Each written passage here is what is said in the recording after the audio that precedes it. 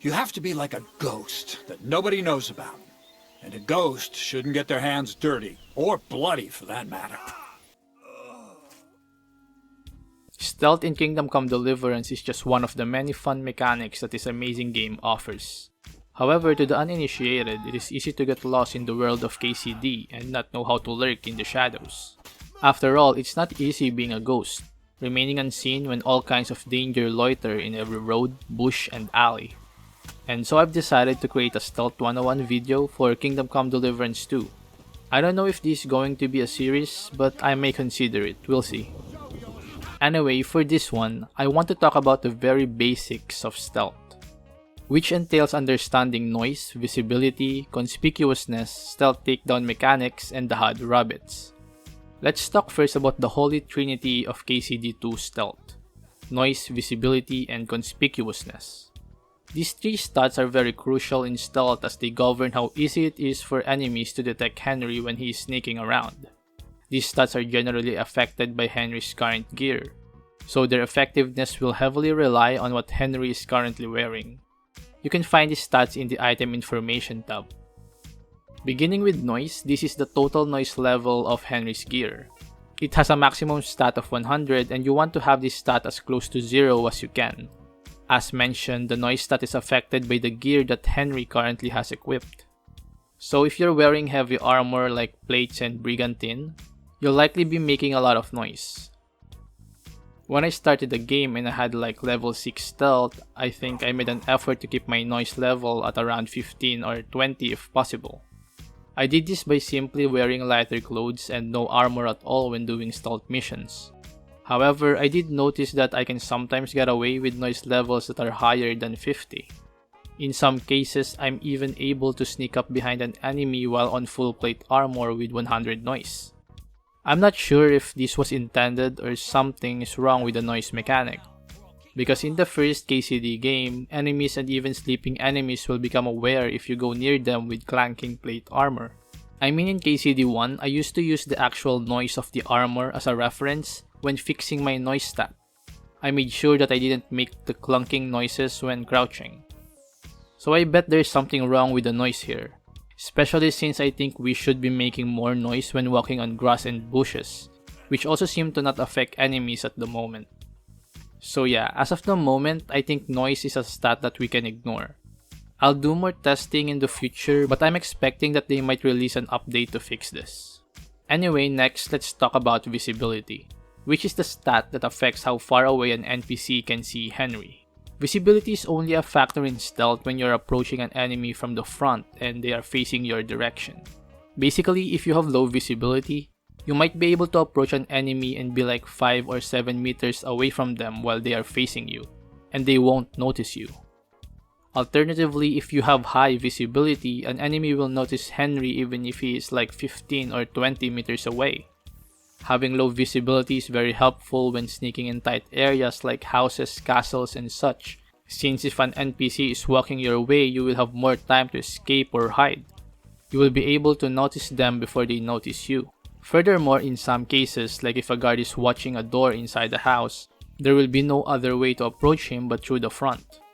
Low visibility can give you additional moving space to set up your approach, like getting the right angle to throw a rock for distraction. Same as noise, visibility is generally affected by Henry's gear. Clothes that are very visible, meaning brightly colored like red and yellow, will have higher visibility stats. To get low visibility, opt to wear dark colored gear like gray, black, dark green, and such. Aside from clothing though, do note that lighting also affects visibility. So during the night or in dark places like caves or dark rooms, Henry's visibility will be lower and he will be harder to spot. However, I do believe that the stat shown in the player menu is just for the clothing. It doesn't change depending on time or light effects. Last but not the least in the holy trinity of stealth is conspicuousness. To be honest, in KCD 1 I didn't understand how this worked, but KCD 2 explained it better. So basically, conspicuousness is how fast NPCs can recognize Henry, which includes being recognized as an intruder. If you have high conspicuousness, an enemy can easily recognize Henry and become hostile or alarm others. But if the stat is low, the guard will take longer to recognize Henry and you may have time to move away and hide again. While it can be confusing, comparing it to visibility hopefully makes it clearer. So visibility affects distance, how far enemies can see Henry, while conspicuousness affects the time it takes for an enemy to recognize him. So for example, if you have high visibility but low conspicuousness, a guard may see Henry at around 20 meters, but because you are conspicuous, they will not investigate immediately. So then you can hide before they start moving if they move at all. But if you have high conspicuousness, then the guard who saw Henry from 20 meters will also start investigating faster. And as mentioned before, clothing affects conspicuousness. Noble clothing that are very flashy tend to increase their stat, while normal clothing that villagers wear tend to be less conspicuous. While these seem complicated, don't worry. The gist is that for stealth and optimizing your gear, simply opt for dark clothing. Just take, steal, or buy dark clothing, which always tends to have the best stats for stealth. Also for specific values for visibility and conspicuousness, you generally want to go as low as you can. In my current playthrough, the lowest I've got are 15 conspicuousness, 8 noise, and 16 visibility. But from my experience, a conspicuousness and visibility of around 30 are workable. Even bumping it up to over 50 a bit is still okay. You'll just have to be very careful and avoid approaching enemies from the front. And also, as I mentioned, as of making this video, noise seems to be broken and can be ignored. This may change in the future though, so keep that in mind. Now let's talk about stealth takedowns and stealth kills. So when I first started, I had no idea how to do stealth takedowns.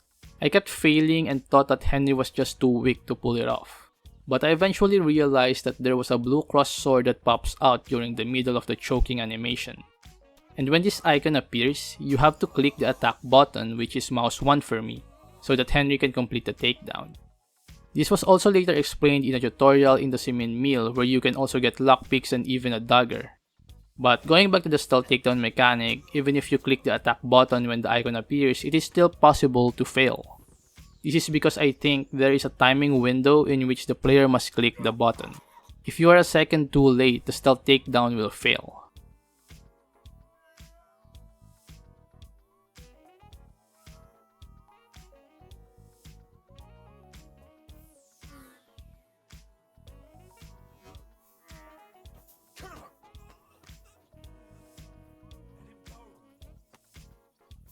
Now I'm just theory crafting here, but I think the timing window is affected by various factors. One is enemy type. I noticed that heavily armored enemies are harder to stealth kill even when I click the button. Alternatively, villagers, especially women, are easily stealth killed. Sometimes the icon doesn't even appear. Also, I want to note, I noticed that doing a stealth takedown or kill on a sitting enemy is a 100% success rate. It's probably because they don't have a counter animation for those. Aside from enemy type, Henry's stealth level may also be affecting the timing window. A higher stealth level will increase the time that the player has to click the button. Strength level can also affect the timing window, but you first need to get the tight grip perk at strength level 10. Additionally, the level 12 unarmed skill perk Sandman also makes it easier to do stealth takedowns and kills. There are also hidden perks in the game, but I'm not particularly sure if there's one that affects stealth kills directly. Speaking of levels, to increase Henry's stealth level, simply do stealth related actions. Crouch around enemies, pick locks, and pickpockets. Personally, I didn't really try to grind my stealth skill, it just naturally leveled up from stealing and assassinating bandits. Lastly, I want to talk about the rabbits. The cute and amazing HUD rabbits. These guys are cool, and as a stealth player, it is best to know what they mean. There are 9 rabbit icons, if I'm correct, but for general stealth, we only need to focus on 3 rabbits. The first is the white rabbit with the magnifying glass. If this pops up on the UI, this means that an enemy is searching for something. It doesn't necessarily mean that they're searching for Henry, but they're investigating noise or the last spot that you were seen. If you throw a rock as a distraction, this rabbit will also appear.